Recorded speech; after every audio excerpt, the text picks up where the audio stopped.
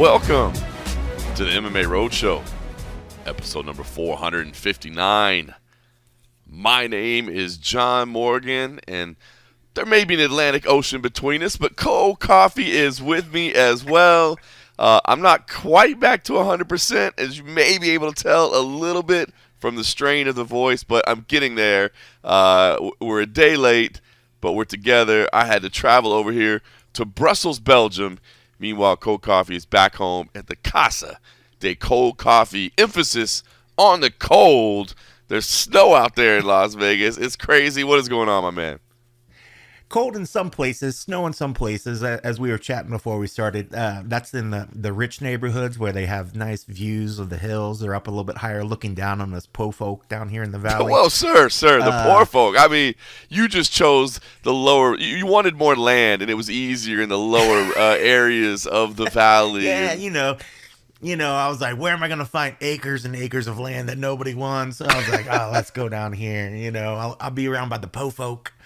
Yeah, it's in the 40s. It says about 46 right now, but it's sunny outside. It's beautiful. I did notice outside before I went to bed, I heard the wind sort of going, so I knew there was some sort of storm front or something coming in town. So when I woke up and let the dog out, there was definitely like puddles still on the back, which is always strange to see because it comes in and out. I mean, you know how it is. Like if it does rain, it's here and it's gone, and yeah, you usually don't even hear it. So slept through everything, but yeah, it's interesting to see that some parts got snow. You can still see the snow up on the mountains, which is always beautiful to see that sort of stuff. But this weather, man, this is like what reminds me of like fall back in Ohio. Like people here feel like it's cold, but like I dig it. Fall. Like the other day, it actually got a little bit chilly in the morning. I actually put a beanie on. The first time I put a beanie on this year, it's probably been the first time I've worn a beanie in like maybe a year or more or something like that. So I went out for get my steps in. I had my sweatshirt on, had the sweatpants on, had a little beanie on. I was like, oh, this is like Ohio fall weather. Like this feels good.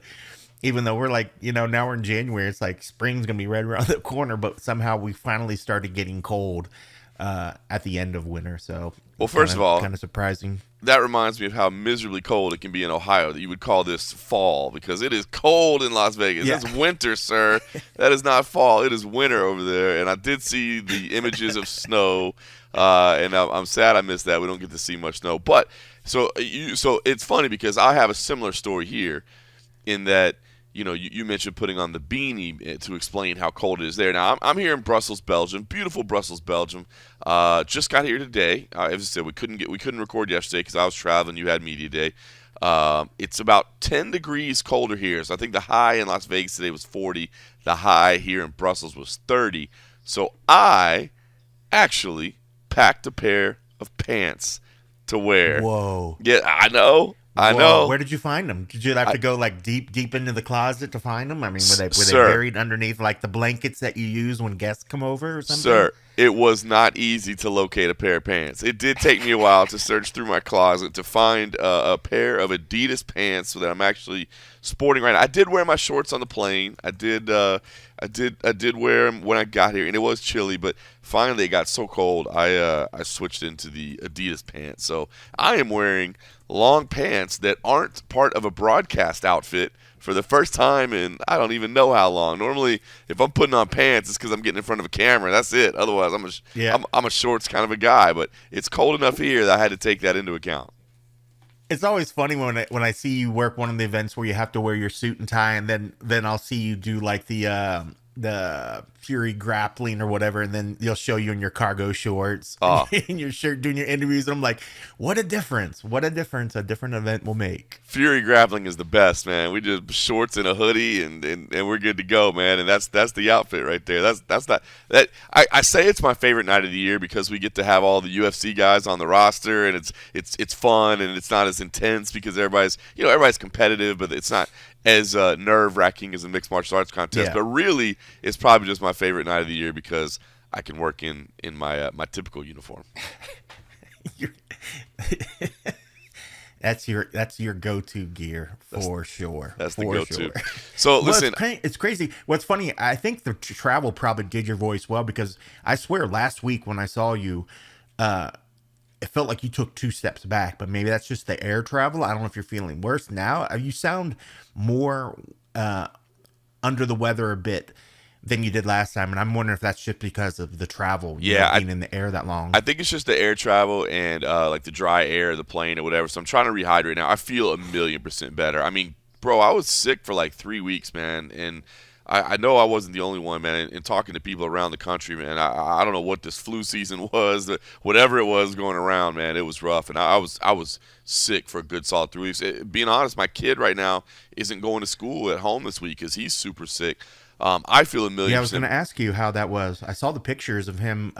Danielle was taking him some different doctor's appointments. Yeah, stuff. Man. It just is he doing better? Can't shake it, man. Can't shake it. Just keeps coughing and feeling bad and achy. And it sounds like he's getting better. He's taking some prescription medicines and some antibiotics and stuff. So hopefully he's getting better too. Yeah, I appreciate you asking. I mean, he's fine. Like I said, I don't think it's anything serious. But as any parent will tell you, it just sucks to see your kids sick, man. Just to see them like low energy and under the weather, and you want to take their pain away from them. You want to take their sickness away from them, and you're helpless. You know what I mean? There's nothing you can do. So I know my wife's been feeling incredibly frustrated, but I think he's getting in the right direction, and I feel 1,000,000% better. But I just got to nurse this voice back. It was just coughing, and like you said, the dry weather, the dry air, I think, of the plane didn't help. So I got to get hydrated, and yeah, man. It's by the way, got to choose the right hydration. Maybe some teas, some waters mixed in there with all the frosty beverages. The incredible Belgian beers that are over here available. Yes. I know. I was gonna say, bro, you might have to. Well, I'm sure. Maybe who knows? Maybe the locals will tell you that it's good for people under the weather and for sore throats and that. Not. Of course, it is. Hey, yeah, you've been missing out on all That's the your best problem. thing ever. Yeah, you've been having that terrible American beer. You haven't drank enough Belgian beers. You weren't having the good Belgian stuff. Well, it's funny, I feel kind of bad because I reached out to your wife the other day, and rather than ask about the sick kid, I asked about my favorite season of the year, which we're getting into now, which is Girl Scout season. And as for your mom, she's got all the little mommy groups things. So I was like, hey, who are the cute moms that kids are peddling some cookies, hook me up. It's that time of year. It's so funny. As much as I'm trying, you want to get in shape, you want to eat better, man. Something happens when I get the email. It says, "Hey, it's Girl Scout cookie season. Be on the lookout." I'm like, dude, my mouth starts thinking Thin Mints. I started thinking of the Samoas. I like the peanut butter ones. They got some other ones too that I always sort of the tagalongs. I think that's one tagalongs. There's a few other ones, man. But those Thin Mints, man, I already order them by the armload. I put that shit in the freezer. I get them all ready to go. And so now I feel bad that I didn't ask about Eli when I reached out to your wife. I was just like, hey, tell me what mom is peddling cookies.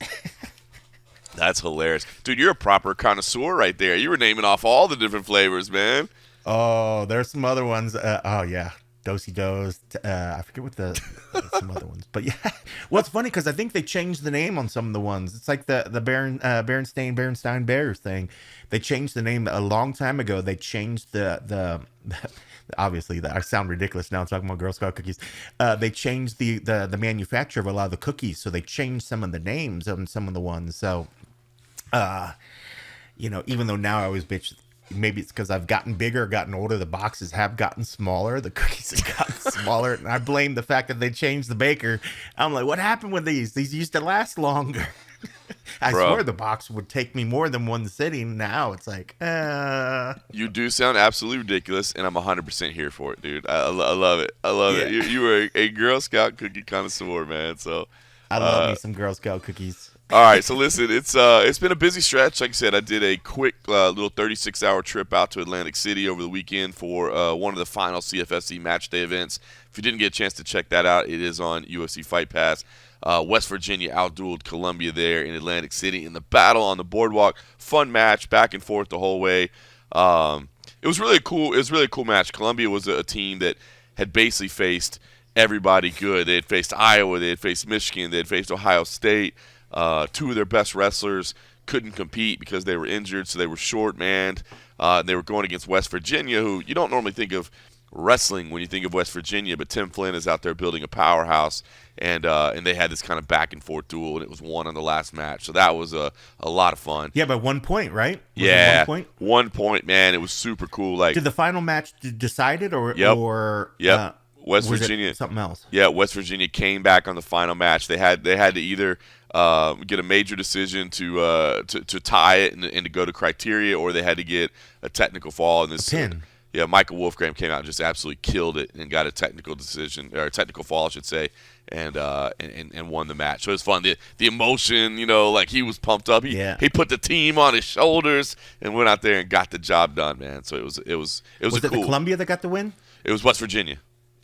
West Virginia. All right. Yeah. Because I remember at one point I was looking at the score. I tuned in from time to time because there's some other things going on. I tried to put on the background. And I remember at one point, I can't remember which side, one of the sides had like a big lead. And then the way that team scoring the different other stuff, the other team caught up. And I can't remember if I had it one way or the other who was leading, but I wasn't sure. But I knew I did see the score and saw that it was ended won by 1 point. It was emotional, That's man. pretty cool, though. Columbia was like short man, they were down and they were scrappy and they were battling back, and it was like, okay, hold on, we haven't had the greatest year, but we fought, against the greatest teams there are, and so, we're more ready for this than you are, and it was really good. But then West Virginia pulled it out in the end, and they got the big emotional win, and it was cool. So that was fun. Then I went home, spent a little bit of time with the family, then flew out immediately here. I took United Airlines out here, and I do want to say, even though I'm a very much pro American Airlines guy, I will say this: two things that United Airlines had that I want to give a shout out to. Number one, and maybe this is more common, and I just didn't realize it, but like their in-flight entertainment system, it had Bluetooth on it, so you didn't have to wear like those dorky headphone things or whatever that they hand out. Like if you had your nice AirPods or your nice new. Yeah. That's newer. I thought that was new. cool. So if you have Bluetooth, you could just use your own personal headphones for the in-flight entertainment. That's fantastic. Yeah, so I thought that was cool. And let me show you this one that I thought was awesome. This honestly, game changer right here.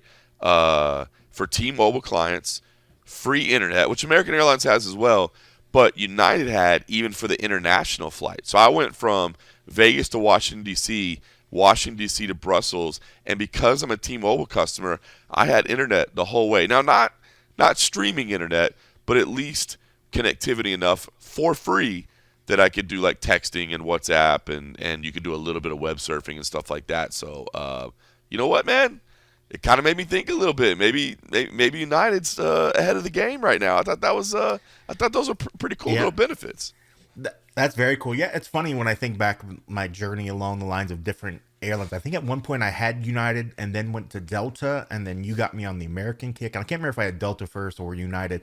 But yeah, United's legit. I know I've had people that were longtime Uniteds at some point got a little upset about them, but I think that happens to everybody on every program. Right, of course. Like Josh Hedges was like diehard. I think he still was a United guy, and I think at one point he was gonna jump ship, but I think he's probably still on there. I think Roach, one of the other UFC photogs, I think he's United guy. So yeah, United brings it. But man, yeah, I haven't heard of anybody doing the Bluetooth thing, but that makes so much sense. I mean, just the cost to manufacture those headphones, and then it's funny, you see that some of the commercials out there where they're charging for headphones, which is a real thing on some airlines. What?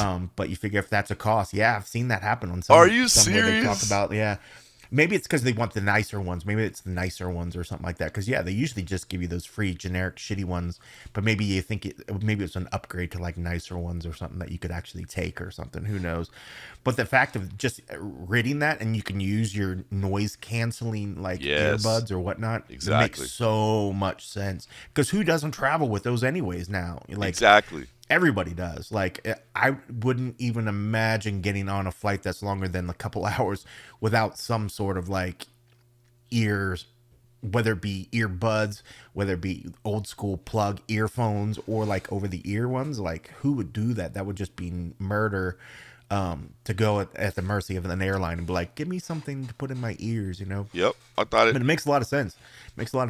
I thought it deserved some love, so I wanted to give it a shout out. And then, like I said, that may have been around for a while, but I guess I definitely haven't flown on United in a long time, and really haven't done that much terribly international. I know I was down in Brazil in December, but haven't done a ton of international. But anyway, I thought that was cool. And now I'm here in Brussels.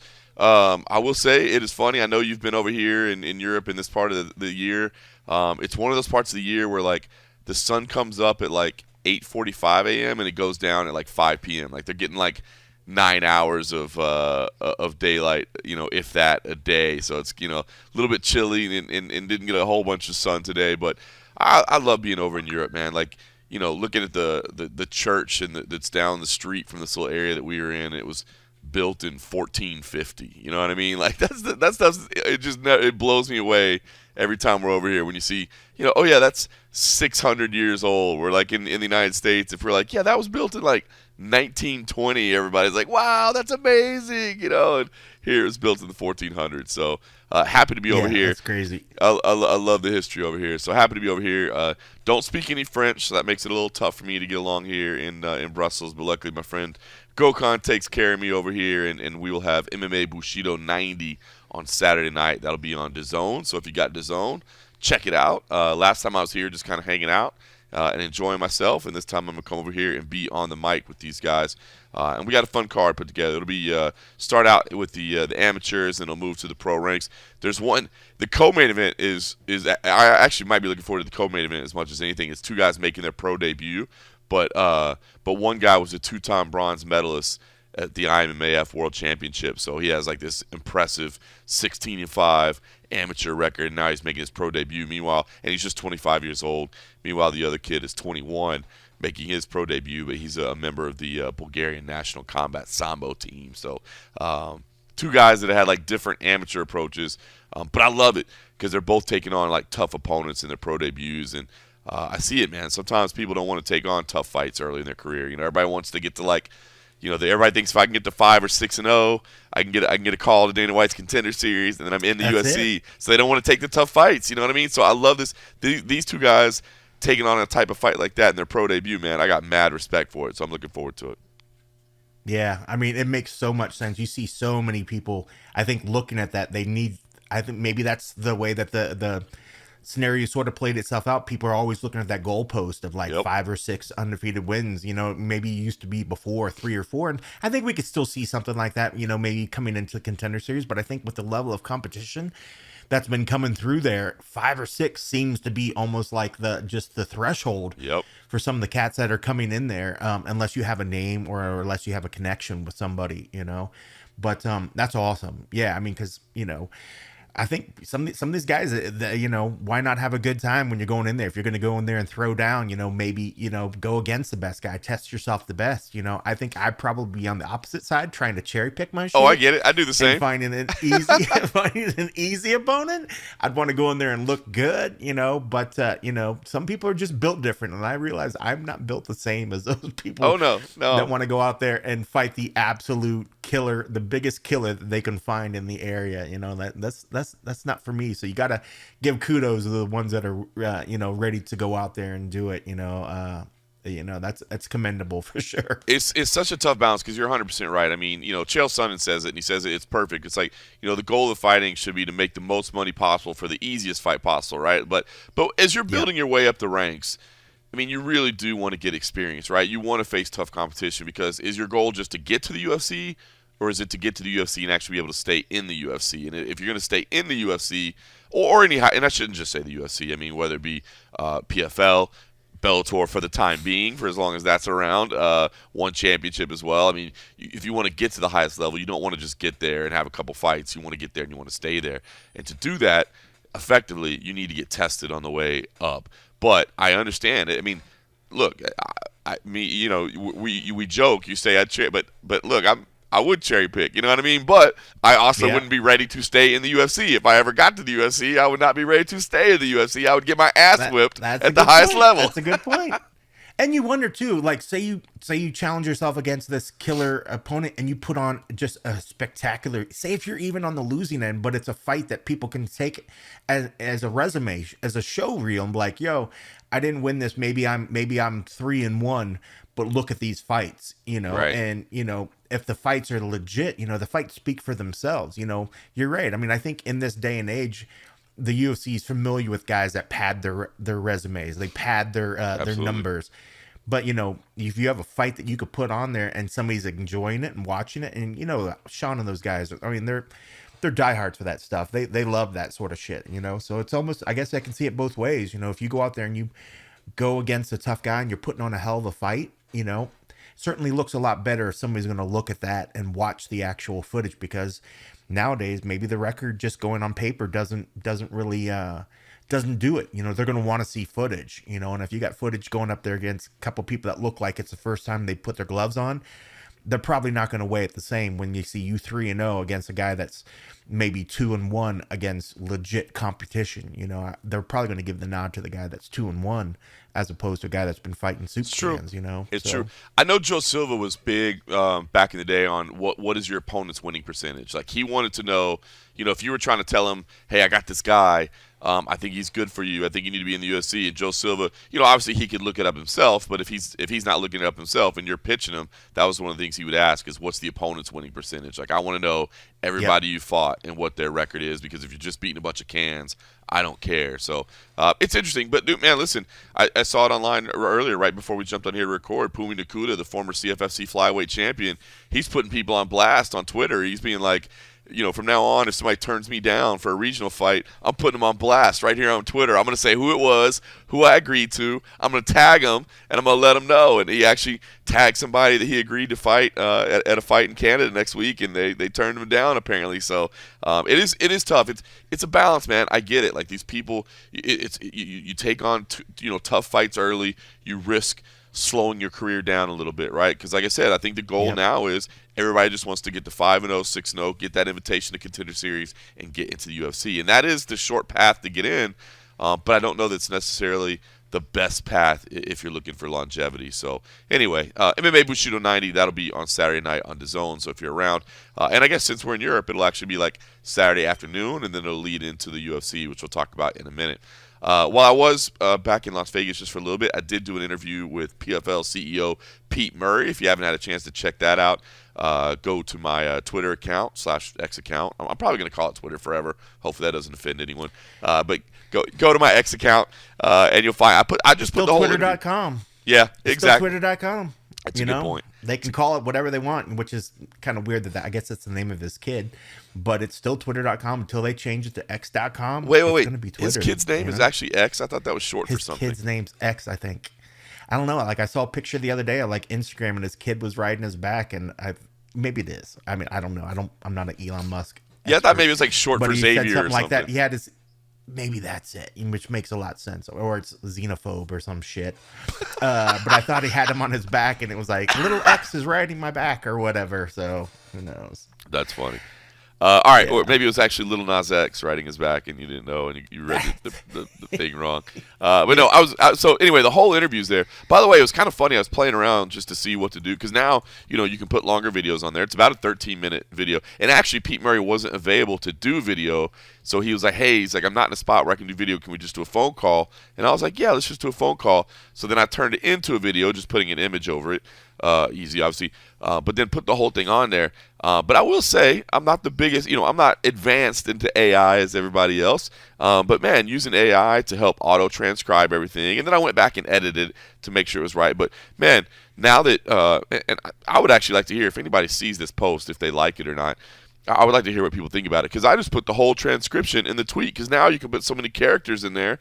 I just put the whole transcription of the 13-minute interview. So not only do you have the full interview in there, and I have subtitles over the interview, but then underneath I have the whole thing transcribed underneath. So if you don't want to listen to it, and maybe you just want to scan through for topics or look for things that are interesting, it's all right there for you. And so it's funny, because in all the years that in covering MMA, one of my biggest gripes about like all the media days that we do and the interviews that we do and all that is that all of us are taking like 15-second, 30-second, 60-second or whatever. And I know that's what most people are going to watch, but then the rest of it just goes away, and it's like it never even happened. Like, nobody documents any of that anymore. So I don't know. I kind of like the idea of like documenting the full interview in there and having the full thing available for consumption. So anyway, if anybody saw it and you thought anything about it, love to hear what you think. So I know people are going to. That's good. Like, I was just going to say, like, you're using the technology for something that is good. You're just transcribing your actual interview, and then you're putting it down below. You're double checking, you're making it good, which is different than people using the technology to create a story, to create content. Yeah, yeah, Because yeah. then you start running the risk where a lot of people are taking credit. They're not actually putting the credit out there and attributing it to an AI, whether it be chatbot or whatever many other different areas. Like, Yeah, yeah, yeah. you see a lot of, outlets that have caught flack for actually doing that sort of thing. So you're using the tool to actually transcribe it. You're making a time saver. It's like, just using technology to do what's best. You're not actually using the technology, which is capable of actually generating content. You're creating the content. You're just using that to transcribe, which is fine in my eyes, which is great. 100%. But what you're starting to see a lot of stuff out there now in different other technologies is that you create the prompt is what the AI term is. So you have people now that are out there like learning a skill to create prompts, which is effing mind blowing to me. That they're like, okay, well, let's all learn how to prompt this AI so that it'll give you the content that you want, which is just mind-boggling that's now a thing that people are trying to learn to do, is to create a prompt so that the machine can generate this wonderful content. I mean, it's fantastic what it's doing out there, but a lot of people unfortunately are using it to their advantage and are doing it improperly, when they're not actually citing that it was generated by an AI. They're taking all the credit for it, and that's just shitty. If you're going to go out there and you're going to create stuff, you're going to do whatever, and you're using AI, hey, it happens. It does it. But give the damn AI its credit before it Give the robot its love. and destroys humanity because you didn't give it credit. Because we've seen people get pissed off when they don't get credited. Just imagine what AI, which is doing all this bulk work, if people still, stop giving it credit, one day it's going to build itself a body and it's going to kill humanity. And it's going to be your fault for not crediting it. It's the MMA media's fault. It's the MMA media's historical fault. reference document. Back in the 80s, they made this historical document that actually, it was a documentary. It's called Terminator. And it tells the story. This is just a history. This is a message to humanity to watch out. Don't repeat the failings of the past.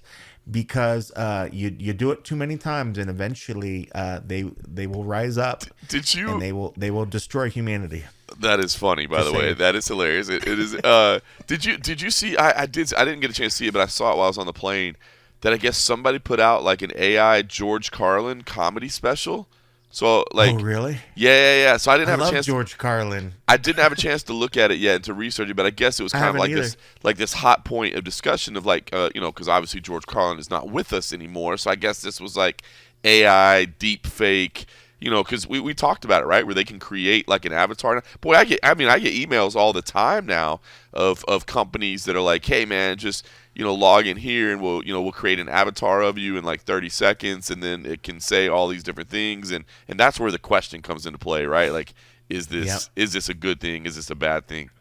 Are we well, I mean, if people, like, as much as all these cool little filters on TikTok and all these cool little filters on Instagram and all this other stuff, all these little third-party apps that run on your phones, what people don't tend to pay attention to some of the stuff that they're agreeing to. When you're giving them their photos and you're allowing it to generate these images, they now can use those images for whatever they want. They could build game characters off of you. They could do whatever the hell you want, and you get that cool little image that you post as your avatar and that you start putting on Facebook. But don't misunderstand the fact that you have just given them that creative property that they can take and run with whatever. You might see an image and you're like, oh my God, I look fantastic in it. They might see that and say, you're absolutely right. And that is now the new character of Echo Dynasty 8 as they battle these space worms. I mean, like, I just made up that game. I don't think that actually exists. I was like, wow, look at you. Yeah.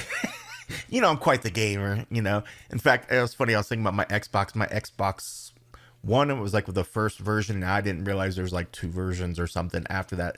Some of the new games I can't even play on my Xbox. And I'm just like, okay, well, it sits over there and I can play the old games that I used to play. But yeah, I'm not the world's biggest gamers. I do like gaming, but apparently my gaming system is out of date.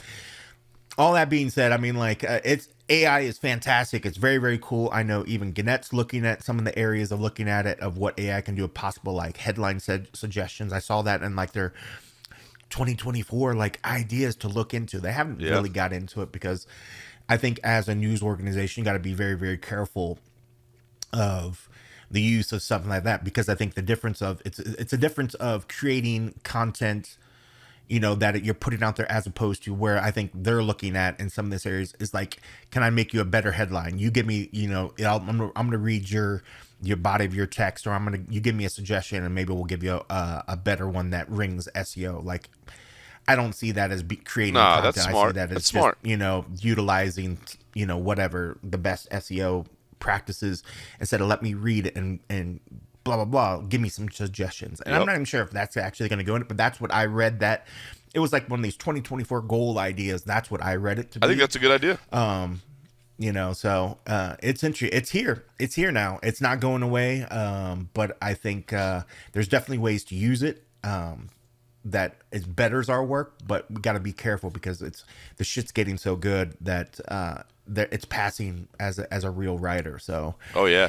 I know that was a long rant on when you just talked about it, transcribing your Hey, interviews, but it's the truth though. It's a topic that's not going away anytime soon. And look, it's a topic Yeah. that's not going away in our field, man. There's no doubt about it. I mean, look, media companies, it's tough, right? Everybody's trying to save some money, and if they can save some money and resources by doing it in AI, they definitely will. So I don't hate the discussion. But anyway, so back to PFL and Bellator. I will say from the interview, if you did get a chance to watch it, go watch it. Basically, it sounds like a lot of announcements are going to be coming probably next week. We're going to see a lot there in terms of what the future is. He laid out. It sounds like pretty much the plan is the same. These 8 events for Bellator, championship matchups there. They'll feature internationally, but they will happen in the United States as well. But all those things are coming up. The Saudi Arabia kickoff in February, the Bellator versus PFL. All those things are still developing, and it sounds like some big announcements are coming. But I will say one that I thought was interesting was Francis Ngannou, because obviously we know now that he's going to box again. He's got the Anthony Joshua fight coming up. Got to be excited for him, of course, man. Big money. He's making more money. I feel like we're kind of in a similar position we were with Tyson Fury, where it's like, gosh, is this too much? Has he gone too far? Did Tyson Fury not really take him seriously, and now Anthony Joshua will? But then, of course, there's the question with, Anthony Joshua being, certainly the more skilled boxer, but does he have the chin where Francis Ngannou lands clean? All those things. I mean, I think it's going to be just as intriguing, and I feel like all the same question marks we had last time are still there. But my question to Pete Murray was, hey, you say that Francis Ngannou is committed to fighting in the PFL this year, but if he pulls off this upset, if he gets a win over Anthony Joshua, I mean, I know he says he wants to compete in MMA, but what if they just come at him with some ungodly sum of money to take another fight, whether it be Deontay Wilder, whether it be, somebody else? Are you sure that wouldn't happen? And what would you do? Would you step aside? And, Pete said, look, man, Francis has told us he's committed to fighting this year in the PFL Smart Cage. Obviously, they've got PFL Africa lined up next year. That's going to be a big thing outside of the cage. He's not going to compete in that. He'll oversee it. But he says, look, I feel confident that he will compete for us this year.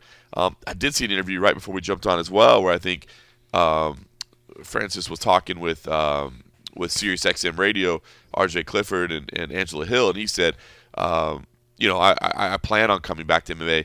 But bro, if he flatlines Anthony Joshua somehow, dude, I mean, somebody's going to give him more money to box, right? Why come back at that? Right? And even if he puts on a good showing, I mean, that Tyson Fury could still be there again. I mean, I can see where Tyson's like, no, maybe not. I mean, there's always a possibility. But I wonder at some point if he's contractually obligated to at least give the PFL a fight. Like, you can't just be like, hey, we used our name, we used your likeness, we did whatever, we're cool, you never fighting. I'm wondering if they actually paid him some money and agreed to something at some point where he actually has to. Maybe not. Maybe we don't ever. But yeah, I mean, if he's making all the money in in boxing, why? I mean, like, just focus on the boxing, because obviously it's working and he's put on great performances. So yeah, I mean, if he beats Joshua, why not? I mean, stay boxing. Just stay boxing and just ride that as far as it is. Because if you lose, you go over to MMA, you run the risk of actually getting injured seriously. I mean, there's very, very tough names over there. You don't want to ruin the fact that because he's making mad money. I mean, granted, he gets a Joshua fight, he doesn't need to fight for a while. I mean, he could go over to MMA and get injured and be absolutely fine going back to boxing a year later. It's just the money is so big. It's so crazy. Even if he has a decent showing, I mean, I think there's opportunities for him out there. I mean, there's still the, who's the Deontay Wilder fight possibility out there. Deontay wants to do MMA. I think if he was looking for a cherry picked MMA fight, Deontay Wilder all day, and then just say, hey, we'll fight MMA and then we'll go over to boxing, after this, and just set up a couple fights there. I just wonder, the only thing I'm just wondering if he's contractually obligated to give the PFL something at some point, or if there's a clause that just says, hey, this has been fun. I'm not going to do whatever. Maybe the PFL's happy with him only being the face of PFL Africa. Maybe that's enough for them. So that's what I want to ask you, because I am starting to look at this thing a little bit different, right? Whereas I've seen a lot of people out there going, man, the PFL's got to be getting a little bit nervous, right? I mean, they brought over Francis Ngannou, and what if he only boxes? Now, again, the PFL Africa thing is going to happen, and that's an important thing to Francis. Like, he's going to be the chairman of PFL Africa. He's going to be the face of it. He's going to help develop talent on the continent. He's going to help, provide, fighting opportunities for people on the continent, and potentially, bring them to fame and riches and all that. And I know that's big to him, right? But here's what I'm wondering. Because I see a lot of people going, man, the PFL's got to be getting nervous. They got to be getting nervous. What if this guy never fights for him? I'm wondering if it's the opposite. Would Francis Ngannou actually be more valuable to the PFL if he never fights for the PFL, right? Because what do we keep saying? That, hey, man, who's he going to fight on pay-per-view that's going to make people actually going to want to pay for it? You know what I mean? Like, dude, yeah. And that's the thing is now, to be honest with you, I don't know what that opponent would be. I don't know an opponent that's not on the UFC roster that I look at and be like, dude, I got to pay $70 for that right away. And I don't mean that as any disrespect to anybody out there. I do not mean that as any disrespect. Yep. But we know that benchmark of pulling out $70 and paying for that pay-per-view is high. So I wonder if he would actually provide more value to PFL if he just keeps winning in boxing, keeps talking about being associated with the PFL, heads up PFL Africa, and they never even have to pay a fight purse for him. Yep, 100%. Especially the names. I mean, you look at the names he's fighting. I mean, so Tyson Fury, Anthony Joshua, two of the hugest names in the world when it comes to sporting activities. And now you got the guy that's fighting them and then associated with your brand. It's not a matter of just him going and winning in boxing. It's going and fighting against the guys that he's fighting. I mean, he can fight, like we said, Cans earlier. That's not going to help the PFL. I mean, it helps that he's undefeated, but then I think people would still be looking at him to want him to cross back over. Cross back over. That's so funny to think cross back over to MMA. Come back to MMA.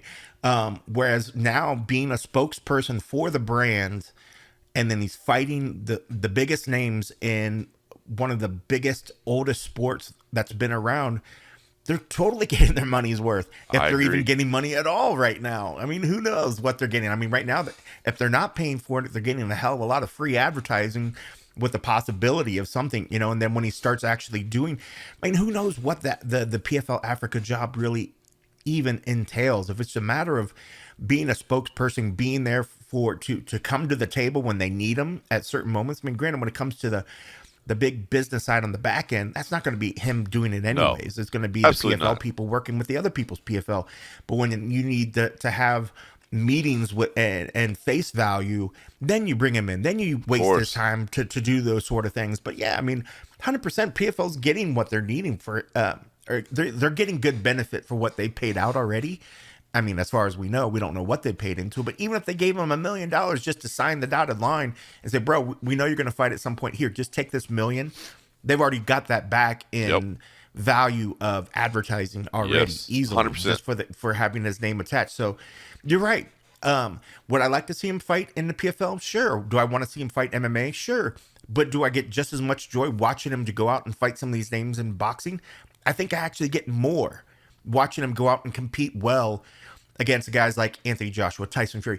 Tyson Fury, I thought that was fantastic. I mean, waiting for, not talking about just the production value, but just the anticipation for that fight, what was going to come from it, my emotions and feelings that whole night. going up and down, watching it is much more than I ever experienced him in any UFC fight, regardless. None I of agree. them. Even when he got the belt and all the other things, like those were great and those were very high, exciting moments.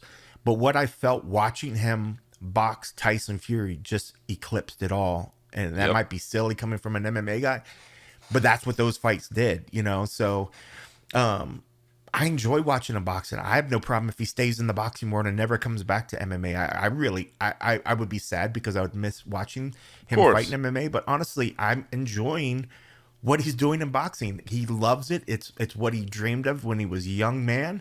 And he's doing it at such a high level. And it's finally one of ours is putting it to boxing. We're finally I'm on the winning tired of it. side, I'm tired of or it, at least you close know? to. No, I agree. And I don't know. It just dawned on me that, like, you know, the PFL is really not in a bad spot here. I mean, if he doesn't fight, I don't think that hurts them, to be honest with you. As long as he's having success in the boxing ranks, and he still does the, you know, heads up, as you said, the PFL Africa. I just think it brings them good PR, and they never have to write that big check for the big purse. Now, Yep. you know, maybe it hurts their pay-per-view options, but again, you know, I don't know what the opponent would be that would jump out to me where I'd be like, to be honest with you, a Deontay Wilder MMA fight would probably get me to want to pay my money to see that, because like that's But crazy. but remember what they even said too, like they're willing to go halvesies and just break even Yep. for these events. So I mean, if you're looking like yes, it's great that you know they're finally going to get these big things, but if they're at their point where they're putting out so much that it's just a break even, again, that's just another PR move. You know, at that point, you know, he's going to get a big bag. His opponent's going to get a big bag. Hopefully other guys on the card get a big bag. But at the most part, it's not like they're going to put that event together and be like, hey, guys, now we're fiscally sound for this year. Because in their eyes, they're willing to go like to the point of where Sure. they're just breaking even. It's almost, yes, the event happens. And on the books, they're like, well, it's kind of a wash. But in terms of what the trickle down effect, the after effect, you know, watching them still fighting that and having people look at the PFL and be like, oh, okay, Yep. I need to pay attention to this organization. They're willing to go that far. And that's cool. That's cool. But again, yeah, that's not an event that they're going to put on just for that particular event to make the money that's going to keep the company going. It does, but it's the trickle down. It's the after effect of having that event, because on the per event basis, that money's all going to go to the fighters and them, Yep. you know, just the cost of doing it. And we've seen in the past, you know, like when we used to talk about like UFC numbers, it used to be like the actual gate was what, you know, paid the third party company that goes in there and sets up the octagon, that runs all that pays the camera guys, that pays for the event. It's the gate stuff that pays for that particular event. And a lot of times that money from that's paying the purses. And then the pay-per-view money and all that other stuff, that sort of pads just the operational value of the UFC throughout the rest of the weeks and the other sort of stuff. So it's kind of I don't know. It's interesting. But yeah, I mean, I love Francis boxing. I am so happy that he's doing such a high level, and the PFL's got to be happy. I mean, the only thing that they could be maybe upset where they'd have to wait is if they're currently paying him without fighting. Yeah. If they're not paying for anything, then I would be happy that I'm sure they're happy sitting back. And especially as he keeps going out there and he's not doing anything stupid. He's not going out there and getting in trouble. He's not going out there causing a bad name. He's not, you know, Great point. fathering a bunch of kids and then not taking ownership. You know, I mean, like he's doing all the right things. He's being a spokesperson for his country. He's happy. He's taking care of his coaches and his team. He's doing all the right things. So right now the PFL has to be so happy and not in any rush. It'd be one thing if he was sitting idle, but the man's not staying idle. He's Nope. putting on the biggest events of the year. So it's fantastic. The PFL's got to be happy right now. They got to be happy. All right, now here's one that I'm wondering, and again, it's early on in the relationship, and Pete Murray is a very good businessman, and so obviously he's super happy, but I do wonder how happy he is about Chris Cyborg right now, and I wonder kind of where your temperature is on that, because Chris Cyborg has been the most vocal in saying that, you know, she's a little bit frustrated, or at least her social media account is. I should put that caveat out there. So her boyfriend or husband? Yes. It might be Ray Elby if we're being honest. But listen, I don't know. I'm kind of curious where you stand on this, because so obviously, and I've said this for years, man, Cyborg versus Kayla Harrison is a fight that I want to see. And it really is a fight that I've wanted to see for years, and I continue to maintain that I do want to see it. But I'm kind of in this weird spot where, like, the PFL has been so much about like, hey man, we take the politics out of things. We create seasons, and if you win that season, you advance, to this, and you go here and you do that. That I feel like, to be honest with you, and I may be alone in this, and maybe I'm thinking weird in this one, but I kind of want to see Cyborg versus Larissa Pacheco first, because that's the champ versus champ. And if we're doing champ versus champ, then I think you do champ versus champ. And then, and I guess, and again, that's I guess that's risking, because if Pacheco, listen, if Pacheco pulls off the upset, there's no reason you couldn't still do Cyborg and Kayla. You could still do it, but it sure probably would take a lot of the shine off of it. But Pacheco already beat Kayla, so maybe some of the shine's off it already. But I don't know, man. As much as I do still want to see Cyborg and Kayla, I think I honestly want to see Cyborg and Pacheco first. And Cyborg does not seem to be mentioning that name at all. It's a tougher. I think it's a less reward. I think Cyborg realized it. And it's funny. I think Pacheco beat Cyborg. Wow. And I'll call it right now, and I'll pick it. And even when it gets closer, I think Pacheco's the toughest, baddest motherfucker right now over there. Wow. That's true. I would the run she's on. Woo. But like the money, when I'm sure the money, if it comes down to, especially if they're doing some splitsies or whatever over there, the money and the people are going to be behind that Harrison, just because people love Kayla Harrison, know, whether she lost to Pacheco or not. People just love her, and she talks, the shit talking would be fantastic. They could bring up history and how they've been talking about this forever. I think that's a winnable fight for Cyborg, but I think also too, Harrison can definitely win that fight as well. Like Cyborg's going to want to keep it standing and she's got that power, but Kayla, just if she gets a hold of Cyborg and gets Cyborg down, I think Harrison's going to win. That's just the way it's going to be. Pacheco, unfortunately, is good on the ground and is strong, and we saw was able to kind of get that win from Harrison. And Harrison doesn't want that heat right now. I think she wants to get the big money. she's always been about going out there, putting on a good show, but getting the big pay to support her family. She's doing it for financial. Yep. I don't think she wants to, she's not like, hey, it's not like when she was trying to get to the Olympics and represent a country and then do this. She's about making paydays right now. And I think the Cyborg fight would be a better payday. Pacheco's a tougher fight, I think, than a Cyborg fight for her. And, but in terms of putting the top names, like you said, if it's supposed to be on merit, it should be Cyborg and Pacheco. And that's legit. That's a legit fight, but I can see where Cyborg doesn't want that heat, man. She really doesn't. I think Pacheco's just firing on another level right now. Again, I right now, and I have no reason to not pick her against anybody that the PFL lines up against right now. I'm confident that if she hops in the tournament again, she's going to win it again. I just think she's that good right now. 100%. Well, she's just a different athlete, man. The confidence level is so high right now. The physicality fighting that she brings, she's as good as she's ever had. She had glimpses. We knew that she had the potential to be great, and right now she's fighting great. She's on that level right now. I love it, man. I'm something or some injury or something that changes the thing. Pacheco all day long, man. It's funny, man. I just wish. If she spoke English, I think she maybe has bits or whatever in there. She's trying a little bit. She said she's trying. People would understand how good that she is, and you could see that she has a good personality. We just don't get to see it as well as the Brazilians, because I know the Brazilians have a lot of respect for her because they get it.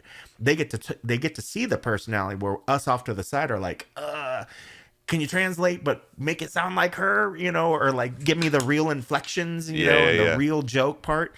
Which is cool when Fabiano translates stuff, because then you kind of get more of the gist when they do really, really good, when he gets a really good translation. But Pacheco's a star, man. It's just the language barrier that stops her from being a superstar, because talent-wise, she's fantastic. She's definitely one of the baddest motherfuckers out there right now, hands down. I'm glad to know I'm not on an island on that one. And because, listen, man, I am a Kayla Harrison fan.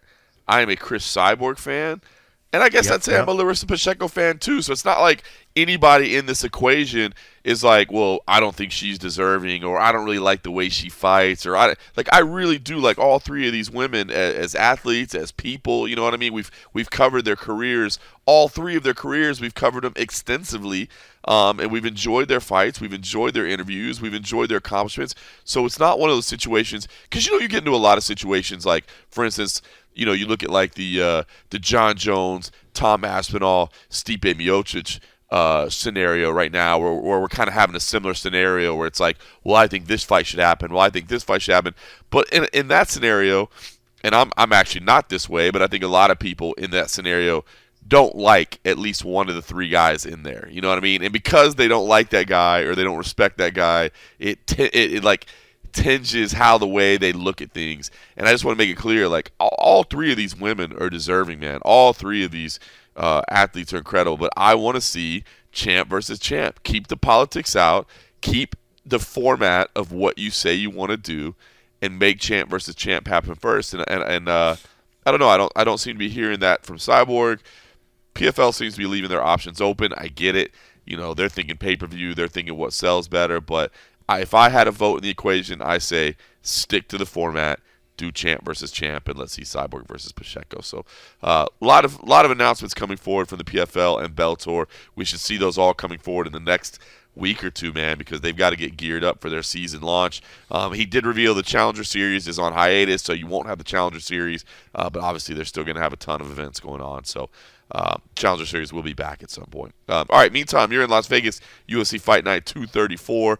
You covered the media day yesterday while I was traveling. I did go back and watch the coverage, so if you go check the MMA Junkie YouTube stats and you see at least one view from Belgium, that was me, because I went back and watched everything. I appreciate that. Yeah, no problem. So yeah, so if you wonder, is the audience growing in Belgium? Like, no, that was just me. That was just me. I don't know. So I watched the media day. Listen, the main event, I mean, I like Johnny Walker a lot. Obviously, I think Magomed Ankalaev is due for another title shot here very soon. It's a rematch, of course. But I think it's one of those ones where, and look, maybe this is the same kind of argument that people are having against Leon Edwards and Bilal Muhammad. That was a long time ago. They've had a lot of fights since then. It's a fight that was a no contest, but a fight that I don't know, man. I felt like we kind of saw how it was going or whatever, and I favor. And I mean, this is no disrespect to Johnny Walker, because he is fun. And you think about that flying knee he threw in the first matchup. Had that landed, we could be talking about an entirely different fight. I mean, this dude is capable of spectacular, fun stuff. But I just feel like Ankalaev is really that cut above. Both guys, kind of made it clear it's not personal. It's just a fight. But I don't know. What'd you take out of the media day? And is there any reason to to think that Johnny Walker is? I mean, look, it's MMA. Anything can happen. But did you feel anything? Did you sense anything? Or do you feel like we're kind of setting up to see a continuation of what we saw when they first met? It's probably going to be. Ultimately, I feel it's probably going to be a continuation of what we first saw. Hopefully, we won't see one fighter opting to kind of get out of the fight, which is kind of what it felt like Johnny was trying to do. And even when I was asking Magomed yesterday, I was like, kind of, how frustrated were you? And did you sort of feel like he didn't want to be in there? And he's like, yeah, he didn't want to be in there, because there were moments in the fight where his clarity was fine. He was like, he was there. He's like, I don't understand how it sort of ended the way it did. And then you had that weird moment at the very end where they started kind of going back at it. Like, I was like, come on, guys, the fight's over. Yeah, that was weird and awkward. That was weird. I think both of them do understand the potential that if one of them goes out there and makes a really great showing, maybe there's a possibility of them really sort of maybe not leapfrogging up to the title shot, but I think they both realize this is pretty much a number one contender fight. Johnny, I think he said he was heard as much or promised that, or maybe it was Magomed that said that, with a win, that it could do that sort of thing, like it would put them next in line. But both of them want to go out there and get a finish. And I asked Magomed, I was like, is a win enough, or do you really want to go out there and finish? And he's like, I want to adamantly go out there. Granted, I'm paraphrasing. I mean, I want to adamantly go out there and finish this. He's like, I want to show what I was trying to do with the last fight, in this fight. And I understand, and that's what it's going to take to leapfrog or get up in the top. So, Magomed's just a beast. I think the only part where he sort of gets in his way is if he tries to get caught up in like these striking moments where he's like, all right, let's just make it a striking only fight. Let's just do this. Because I mean, if his striking's on point that day, sure, it's going to be good, but I mean, he needs to be fully rounded and decide that he wants to use all of his weapons. He wants to fight. He wants to get it to the cage. You need to be able to kind of manhandle Johnny and hold him. Don't let him get the distance, because Johnny's able. If he allows Walker to kind of get into his groove and start doing all that wacky shit, the flying, jumping shit, spinning, weapons, then it's going to be then you're letting Johnny have his moment, and we've seen in the past where he's looked fantastic doing that sort of thing. I think Magomed just needs to take that weapon away, and if he does, he's going to look pretty dominant. And I'm anticipating that it's going to be a dominant sort of fight, but I think it has moments where it could be fun. I did pick Ankalaev to win this one, but you never know. I mean, it'd be stupid for us to just say Walker doesn't have a chance. No, because he can catch anybody, man. That guy's he's powerful, he's athletic, he's big. But I think you're right. It's like I said. I mean, he threw that huge flying knee. Had that flying knee landed in the first fight, maybe we're talking about a different fight. But I think you're 100% right. I mean, if Ankalaev does what he's capable of doing, I think he could have a pretty dominant victory and get himself to a title shot. So I think when there's scrambles, I mean, I think that's pretty obvious, right? That's any Johnny Walker fight. Anytime there's scrambles, anytime there's crazy stuff going on, he has a chance to do something impressive. You know what I mean? So it's just a matter of whether he can find that moment or not. Mateus Nicolau and Manel Kape, I mean, looking forward to this one. This will be good. I think it's a good fight. It's a rematch, but I mean, it's a rematch. But yeah, I mean, like this is like what I think you said before. Like those matches where time has passed, like legit time has passed between this one. So we are going to see two very, very, well, maybe not very, very different fighters, but we're going to see more experienced guys. And I think Kape thinks he's a completely different fighter than when they first met. He feels wronged in that first one, so he's going to go in there with a bit of a chip of his shoulder. And Kape has just been different lately. I mean, like from getting in shit on the like a presser dais where, he's like not going to take shit from a guy if you're like, I forget how he phrases like, but if I hear stuff and if you're saying some stuff, I'm going to ask you about it. I'm going to call you on it, I like him, man. I know he's a whole different beast right now. I know he has said some inappropriate stuff on the mic, and look, I'll chalk that. Yeah, I will chalk that up maybe to language barrier and not realizing I will say words in Spanish that I wouldn't say in English. That's for sure. You know what I mean, and kind of vice versa for my wife or whatever. But he said some inappropriate, but I like the guy, and I did think he was actually. He wasn't. I mean, obviously, this wasn't a press conference situation; it was a media day situation. But he was more reasonable. I didn't think he was like too over the top or whatever. But I like the guy. I like the guy. Yeah. And I mean, you can't hate on Nicolau as well. I mean, like both of them are nice guys. I mean, granted, Nicolau hasn't had moments on the stage where he has to backtrack and apologize for stuff. I mean, it seems like a better, more clean cut, keep it to the cuff sort of deal. But I mean, this is going to be a fun fight. I think I went with Kape on this one. I think most people on the junkie staff, but I actually was initially thinking Nicolau, but I think just Kape's on a different level right now. I think he's just so fired up that he's not going to allow himself to, get it to the point with the decision out.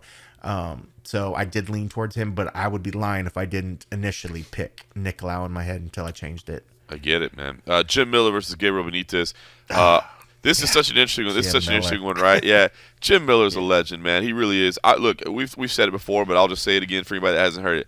I believe he absolutely belongs in the UFC Hall of Fame. I believe longevity of 100%. That order is something to be rewarded. And I get it. I've heard the cases. I think Daniel Cormier made the case against it, that longevity isn't enough. I tend to disagree, especially when you consider that this is not the type of longevity in the UFC is not just because you chose to keep doing it. You know what I mean? Like, you have to keep earning your spot every year. It's not like, he competed for 20. I mean, I don't even know what the equivalent would be. Like, he competed for 25 years on the PGA Tour. I mean, even on the PGA Tour, you have to earn it. But I think once you win a tournament, you're good for 10 years or something like that. Like, you get a 10-year exemption.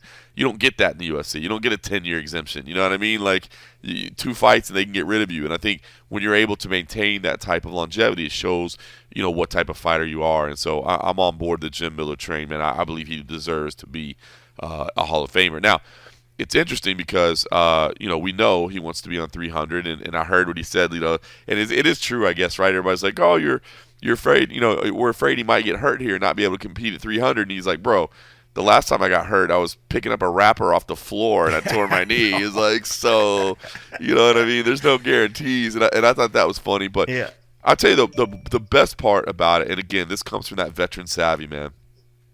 And I believe you guys clipped this out for social, and I didn't get a chance to see the clip, but I think I saw a tweet that you guys clipped it out. But I loved his explanation, right, where I think it was Alex Buchanan asked him about about could he beat Brock Lesnar or whatever, and Yeah. and I love, but what I love was I love when he compared it to remember when Ronda said she could beat Cain Velasquez. And I remember because you and I were covering it then, and people trashed Ronda Rousey, but they took her completely out of context. And Jim Miller put it back into context, which was like, and I think you and I say this a lot, but it was just great to hear from a guy like Jim Miller. Like, bro, if you're getting in there, your mentality has to be that I can absolutely beat that person on the other side of the cage. And that was what Ronda Rousey was saying back in the day, and that's what he's saying now. You know what I mean? And I just think that's such a reminder to people. Like, bro, listen, this is not what normal people do for a living.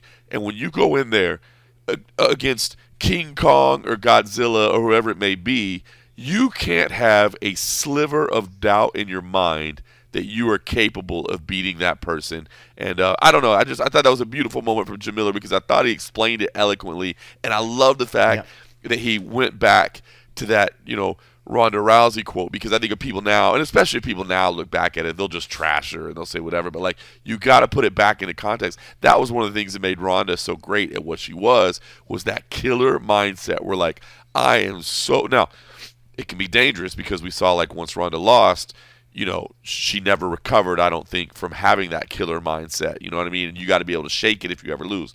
But, dude, that mentality is what separates people sometimes. And I thought it was cool to hear from Jim Miller.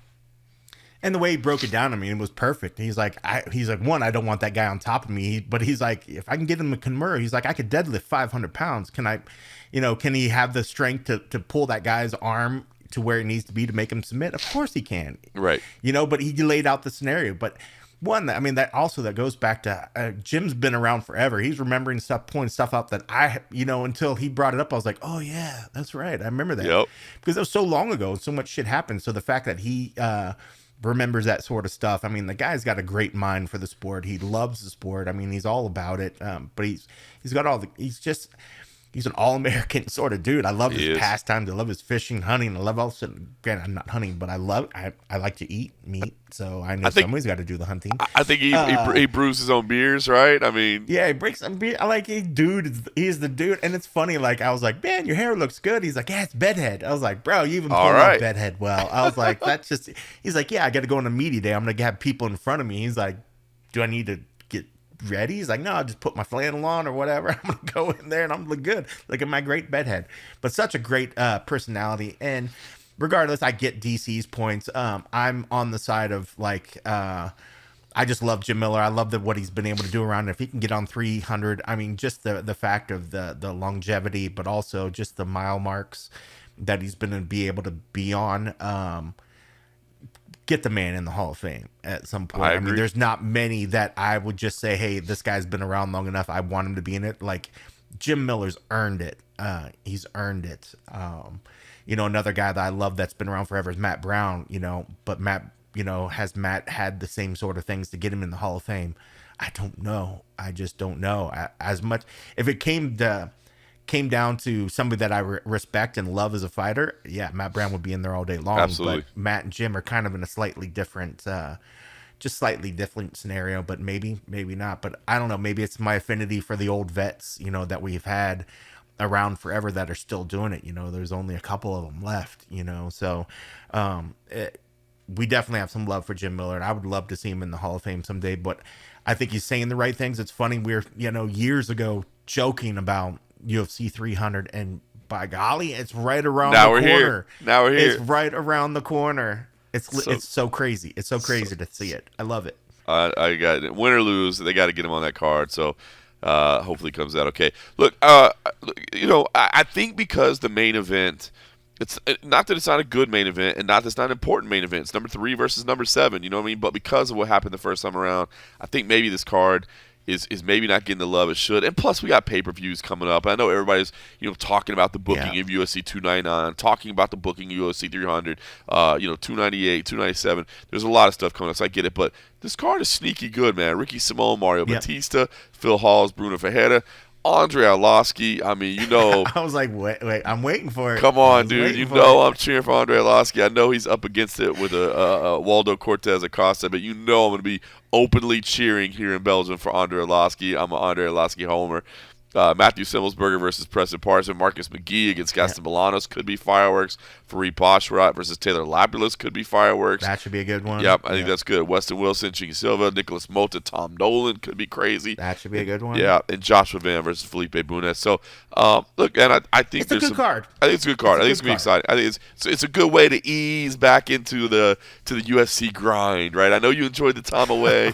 And now we're ready to get back in the action. Boy, going in there media day, setting shit up. I felt like I'd, what was a well-oiled machine from getting in there, setting up and breaking down. Like I was sitting there, I was like, what am I forgetting now? I was like, where's my monitor? What am I needing right now? Funny. Like I was rusty. Take a couple weeks off. I forget how to do this sort of stuff. So yeah, it was good to get in there. But yeah, I mean, I think this is going to be a great card to get the year started. I mean, regardless, people like to shit on the Apex cards and the Apex events anyways, but I think this is going to be a good event, and I think it's a perfect way to get the year started because there's going to be some memorable fights in here for sure.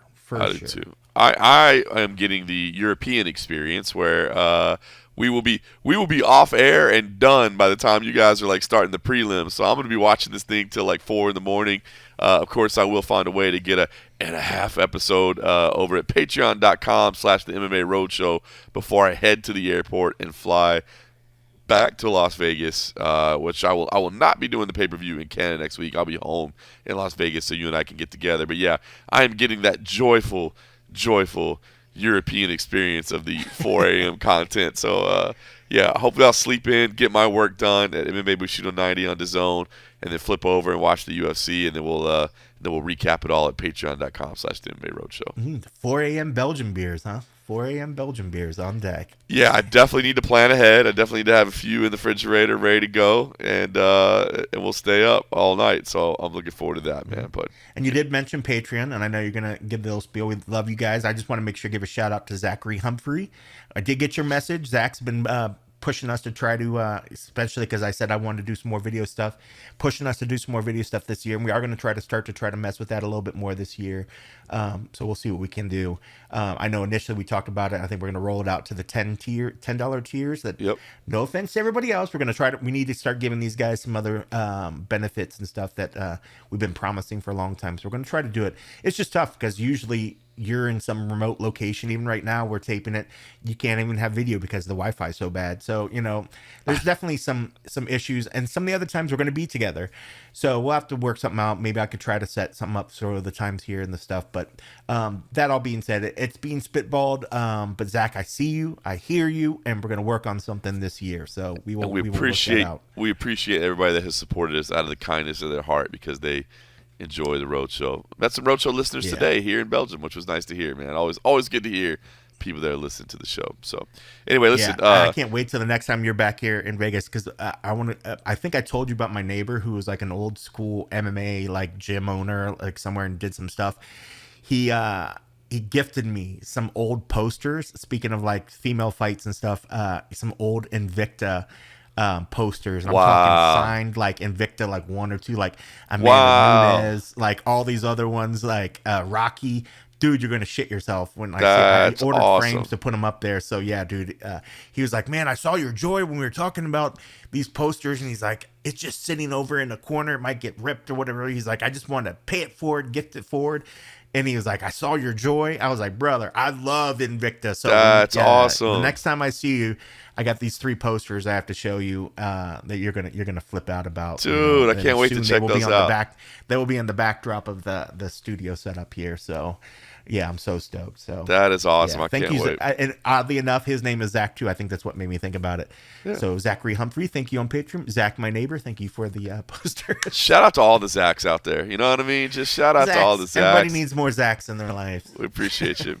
All right, listen, I'm going to try to stop talking now and rest up my voice for the next 48 hours so I can get through this broadcast. And hopefully I'm finally close to being back. I've been sick so long, man. I don't know what this stuff was. Yeah. I've been sick longer than I've ever been in my life, man. So apologize for everybody if my voice was annoying you and you're like, Jesus, dude, what's wrong with you?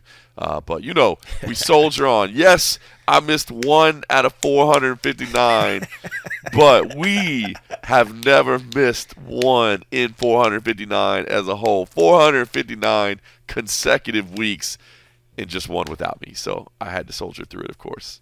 Anyway. Appreciate everybody for the support. You've missed none in 2024. That's right. I'm on 100%. Yep. 100% 2024, bro. I'm 2 for 2. 2 for 2. All right, listen, everybody. Looking forward to getting back over to the and-a-half episodes. So we'll resume those after a couple-week hiatus with UFC events. Now it's time to go, baby. We're back on that grind, man. I hope everybody enjoyed the 3-week off season. Now it's time to get back to it. And we appreciate all of you that are along for the ride. And, of course, thanks for listening.